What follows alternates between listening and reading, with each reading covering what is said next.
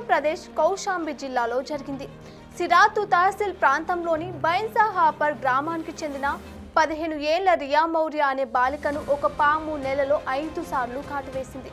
ఈ ఘటనపై రియా తండ్రి రాజేంద్ర మౌర్య మాట్లాడుతూ 2025 జూలై 22న పొలానికి వెళ్తుండగా తన కుమార్తెను మొదటిసారి పాము కరిచిందని చెప్పాడు.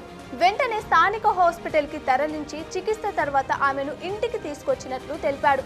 అయితే ఆమె కోలుకొని కొన్ని నెలలు కూడా కాకముందే ఆగస్టు 13న మరోసారి రియాను పాము కరిచినట్లు ఆయన చెప్పారు. అప్పుడు పరిస్థితి విషమంగా ఉండడంతో వైద్యులు ఆమెను ప్రయాగ్రాజ్కు రిఫర్ చేశారు. కానీ తాము స్థానికంగా ఉన్న ప్రైవేట్ హాస్పిటల్లో రియాకు చికిత్స ఇప్పించినట్లు తెలిపాడు.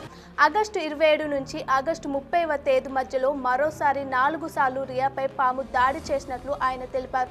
స్నానం చేస్తున్నప్పుడు, ఇంటి పనులు చేస్తున్నప్పుడు ఇలా మొత్తం 4 సార్లు రియాను పాము కాటు వేసినట్లు చెప్పుకొచ్చాడు. ఇలా వెంటనే తన కూతురు పాము కాటుకు గురి కావడంతో భూత వైద్యుడిని కూడా ఆశ్రయించినట్లు తెలిపాడు.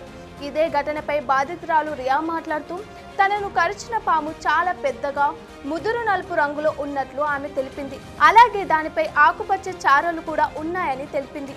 ఆ పాము కాటు వేసిన గంట తర్వాత తాను స్పృహ కోల్పోయేదని, తాను లేచి చూసేసరికి హాస్పిటల్ బెడ్ పైనో లేదా భూత వైద్యం చేసే వారి దగ్గర ఉండేదాన్నని చెప్పుకొచ్చింది.